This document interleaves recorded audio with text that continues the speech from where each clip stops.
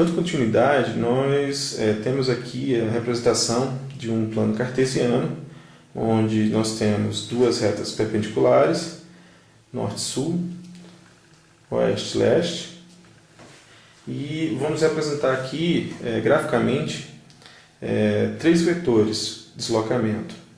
Nós temos o vetor x, que é representado por uma letra e uma seta em cima, o vetor z e o vetor y. Bom, nós podemos observar que o vetor x aqui tem as características básicas de um vetor, que é intensidade, 6, uma direção, norte-sul, e um sentido, norte. O mesmo podemos observar para os outros vetores, no caso o vetor y aqui, e no caso o vetor z. Intensidade, direção e sentido.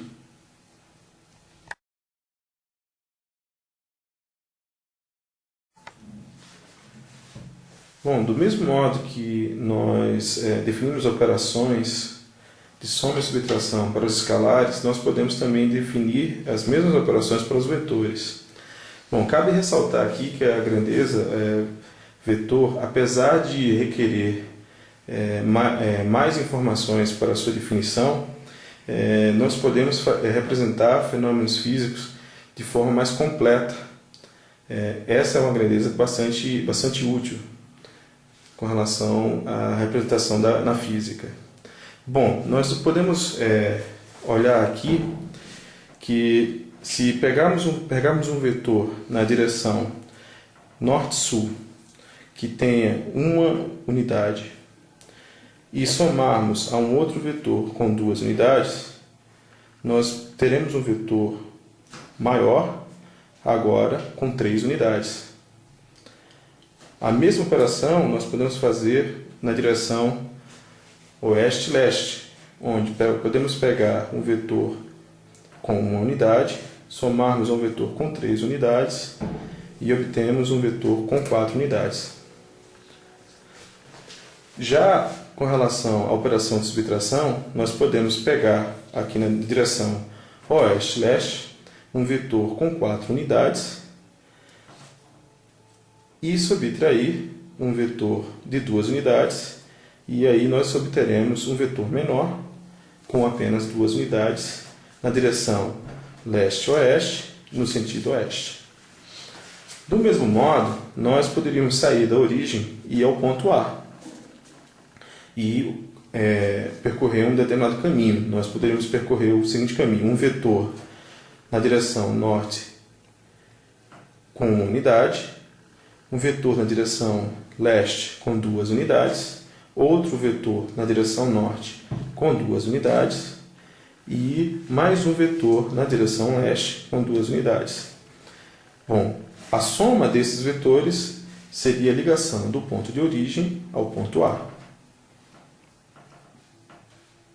que poderia ser também representada por 4 unidades na direção leste-oeste, no sentido leste, e 3 unidades na direção norte-sul, sentido norte.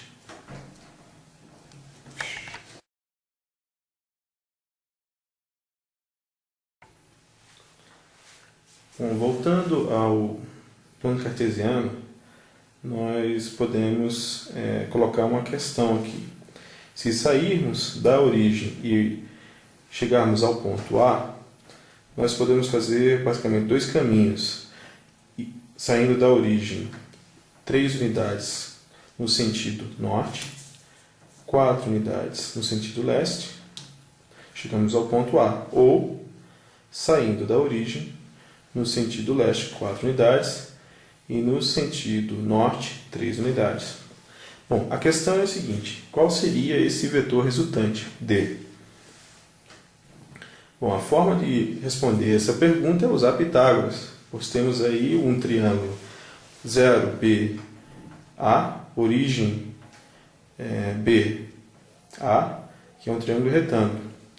Bom, se nós temos os catetos, que no caso aqui seriam as distâncias percorridas 4 e 3, aplicando Pitágoras, teremos a seguinte coisa: d ao quadrado é igual ao cateto 3 ao quadrado mais o cateto 4 ao quadrado. Bom, o resultado dessa conta daria que d, a intensidade do vetor, seria 5. Bom, nós podemos definir algo muito importante com relação aos vetores, que são as componentes do vetor.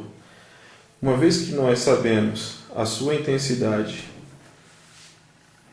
e o ângulo que este faz com relação ao eixo leste-oeste, no caso aqui, a um dos eixos pelo menos, nós podemos decompor esse vetor, essa intensidade, em duas intensidades básicas ou duas componentes básicas, no caso aqui representadas pela letra x e y. Bom, da trigonometria nós temos que o cosseno do ângulo θ pode ser representado pelo cateto adjacente x sobre a sua hipotenusa. E o seno pode ser representado pelo cateto oposto, no caso y aqui, e a hipotenusa. Bom, operando com relação a essas duas quantidades, teremos que o cateto x é igual a d, a intensidade do vetor, vezes o cosseno de θ. Com relação ao cateto y, teremos que ele é igual a d vezes o seno de θ. Com isso, nós temos que a componente x ela está na direção leste-oeste, no sentido leste, e a componente y está na direção norte-sul, no sentido norte.